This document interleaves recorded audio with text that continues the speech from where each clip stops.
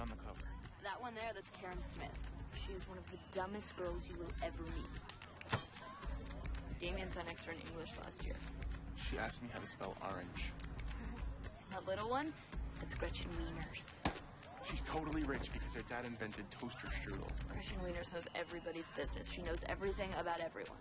That's why her hair is so big. It's full of secrets. Hey, what's happening? And evil takes a human form in Regina George.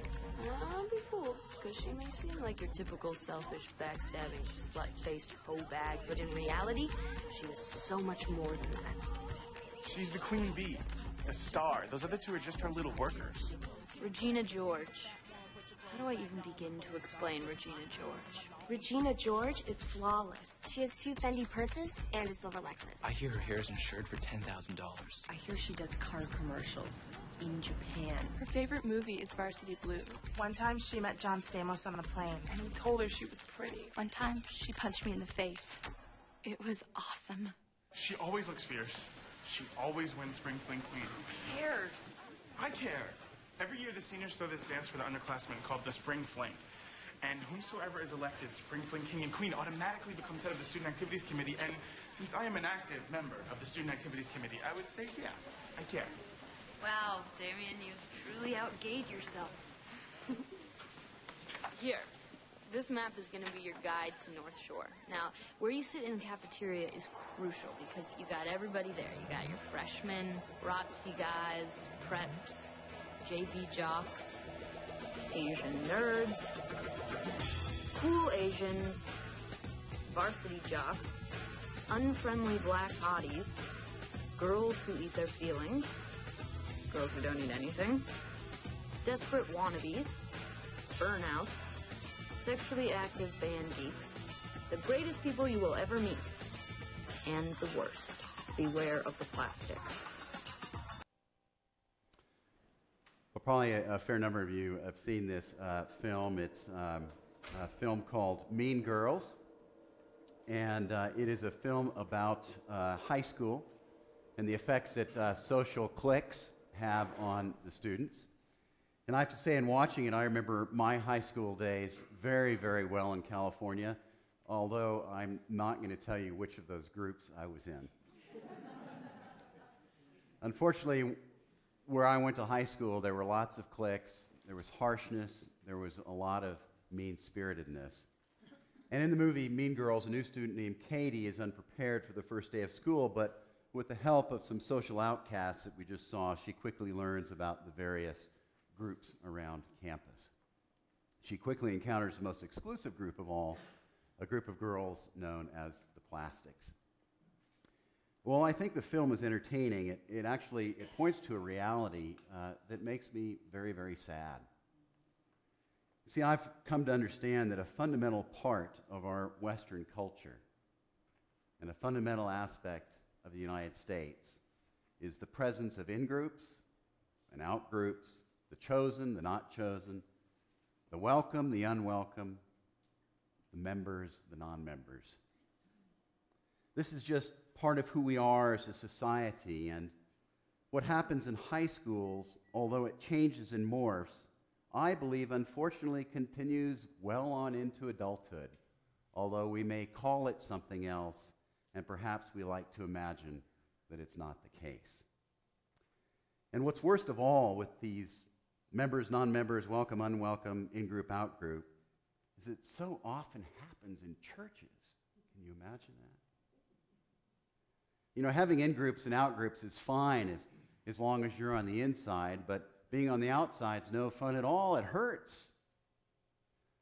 Years ago in elementary school, I played all kinds of sports, and I loved to play baseball. I was very involved in Little League, and I remember still very well those summer sunny afternoons. But one of the worst things that still is an image in my mind that I remember was the whole process of being chosen for a team. You know, you'd line up, I'll take him, I'll take him, I'll take him. A few things made me more anxious.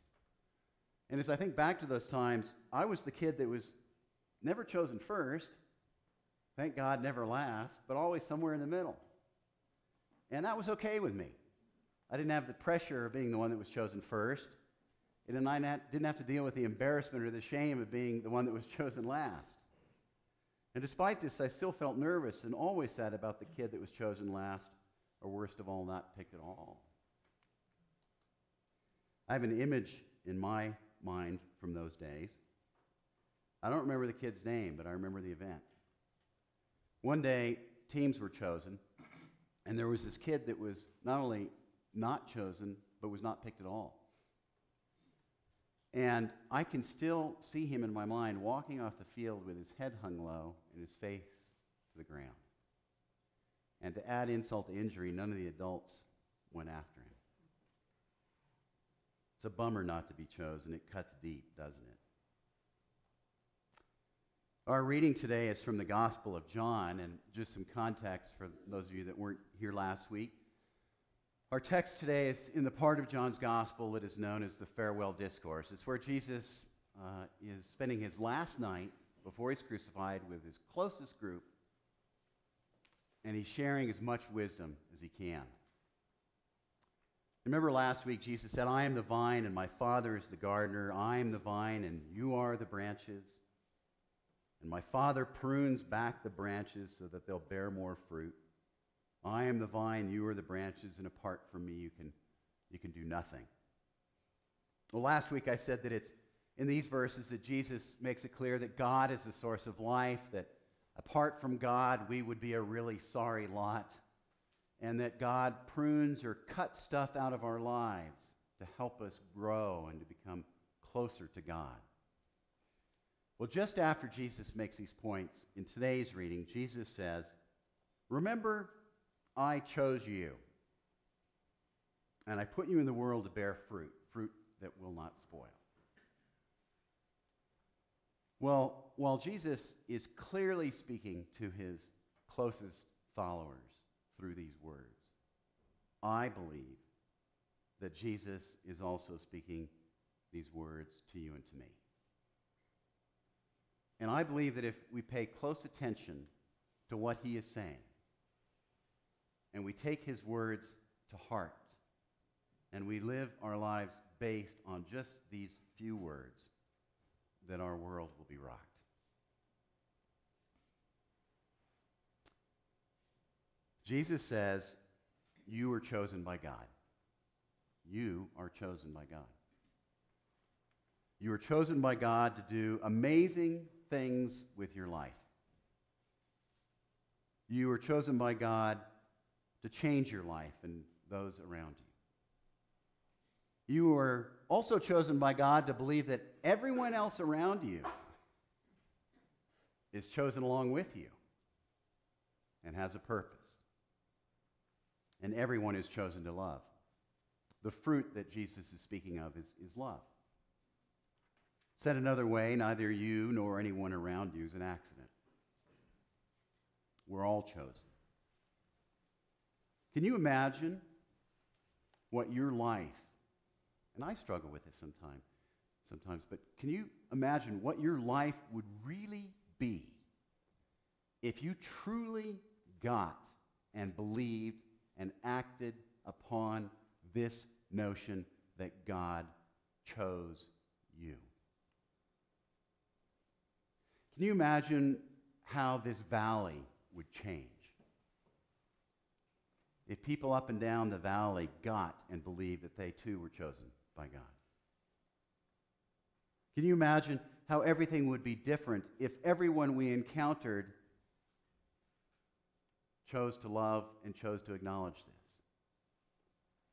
But the sad truth, as I see it, is that many, if not most people, reject this. You see evidence all over the place.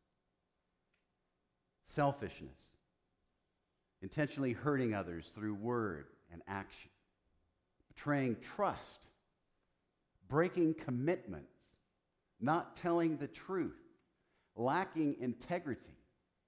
These are symptoms and side effects of not embracing the fundamental truth of being chosen.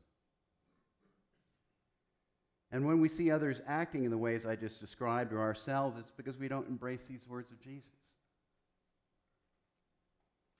And I thought just for fun, I'm going to describe some people to you.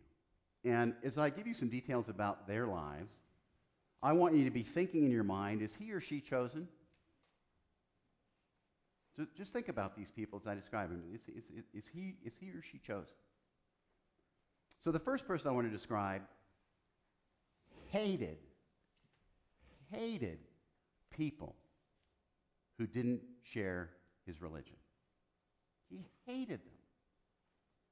And he not only despised people that didn't share his religion, he went around causing suffering in families he encountered that didn't share his religious faith.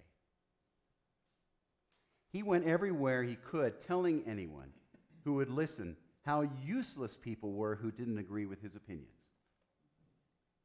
And one day he was complicit in the cold-blooded murder of a man who did nothing but have a different worldview than his own. This guy was vicious, hard-hearted, and mean-spirited. Is he chosen? The next person lived in this huge city, thriving city. A lot of people were successful in this city, and like a lot of people in this city, this woman had a robust business. But the way that she made a living was a little bit different than a lot of other people. She didn't earn a salary, she was paid by the hour. And they paid her by the hour for sex. And her reputation was that she was very good at what she did, and she made a lot of money doing it. Is she chosen by God? The next person had a tough time with commitment. The word commitment wasn't in her value set. She jumped in the sack as often as she fell in love, which was with a lot of people. In fact, she went through husbands like tumbleweeds on a summer desert highway. And she lied. She didn't tell the truth about things. Is she chosen? Then there was a man who, by most definitions, had it all. IQ off the charts, charisma, boundless charm, successful, admired. At a young age, he was chosen to lead his country. And through his brilliant leadership, the economics of the time changed. Not a lot of unemployment. But one day, he falls in love with a drop-dead, gorgeous gal who just happens to be married to somebody else. So to simplify things, he actually takes a contract out on the woman's husband and has him taken out.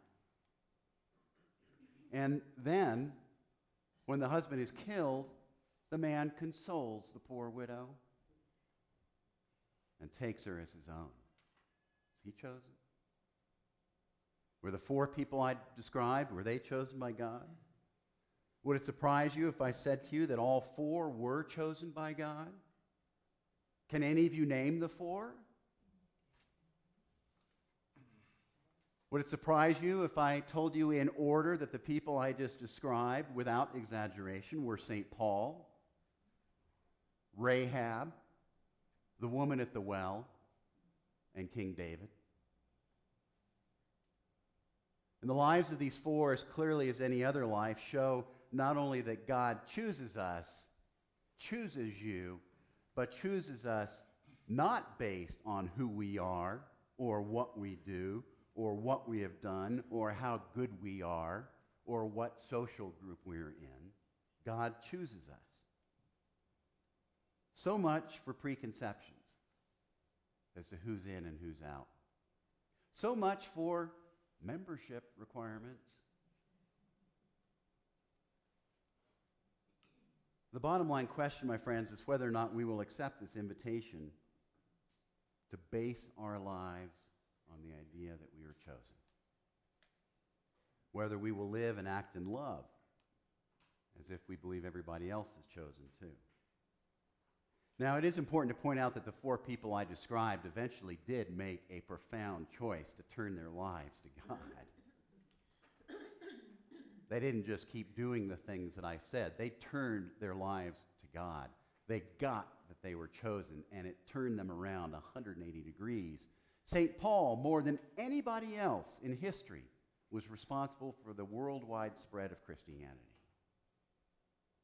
Rahab courageously took steps at her own peril to facilitate the victory of a brilliant army. Amazing. The woman at the well took the message of Jesus' healing power to an entire community. And King David became the most incredible king in Israel's history.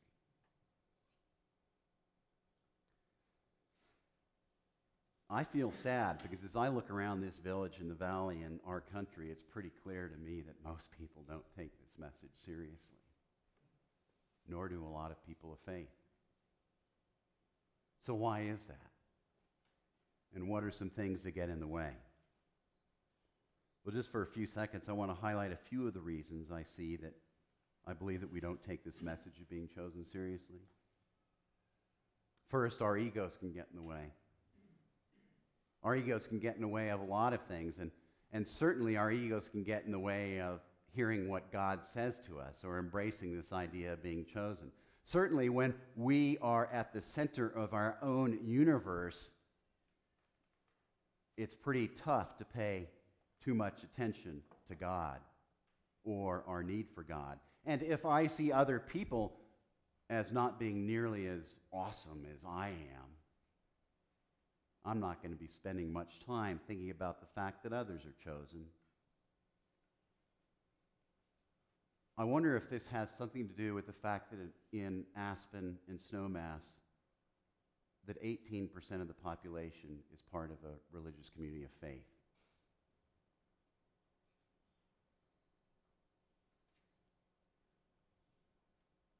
Well, certainly the converse is true. If somewhere in my life I've gotten the idea from somewhere or others that I'm useless, I'm not going to feel chosen. Or if I believe others might be, I certainly am not going to include myself in that category. You see, low self-esteem is like water in a gas tank. It doesn't get us very far and can certainly get in the way of what God is trying to tell us. And then there's the whole faith issue. We hear stories of people in the Bible. We hear stories of people with faith and what happens in their lives around us. We hear incredible things, and we conclude, well, that's not me, or that was another time, or that's just fiction, or that's really not how God works. So do we have enough faith to trust, to believe that God is not only awesome and powerful, but that God will actually do what God says he does? Do we have enough faith to take God's word at face value?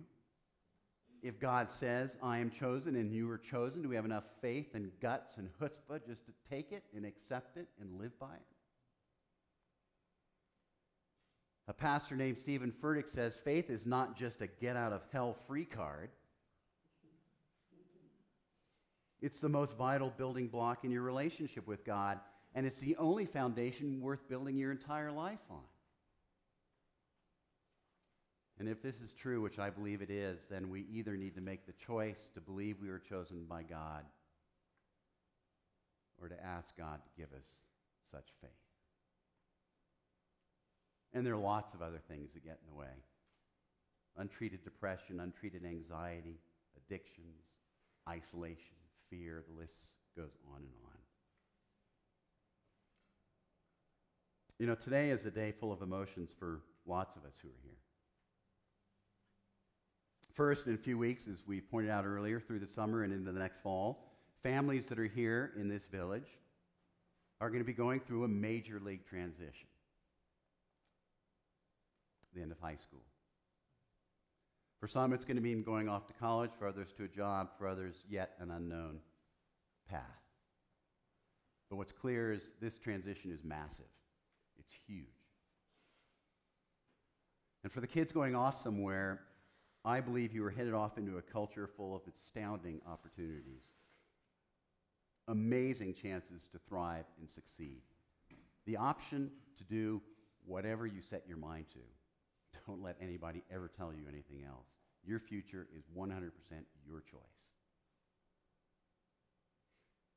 But You're heading off into a world that can be cold, harsh, unforgiving, and certainly not one in which everyone is valued and loved as a child of God. And frankly, the culture you're heading off into, despite the fact you can choose to do anything and that there are no limits, dream big. Despite all that, you're heading off into a culture, I believe, into which the characters shown in the Mean Girls movie look pretty tame.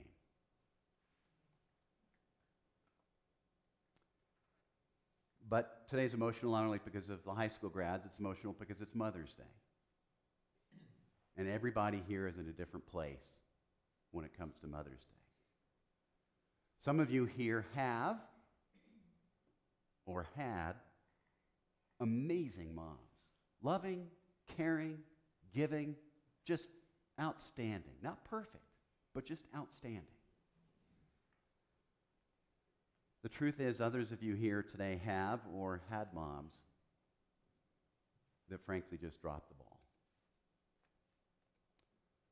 Some here are great moms, and others of you here maybe wanted to be a mom, but you never had a child.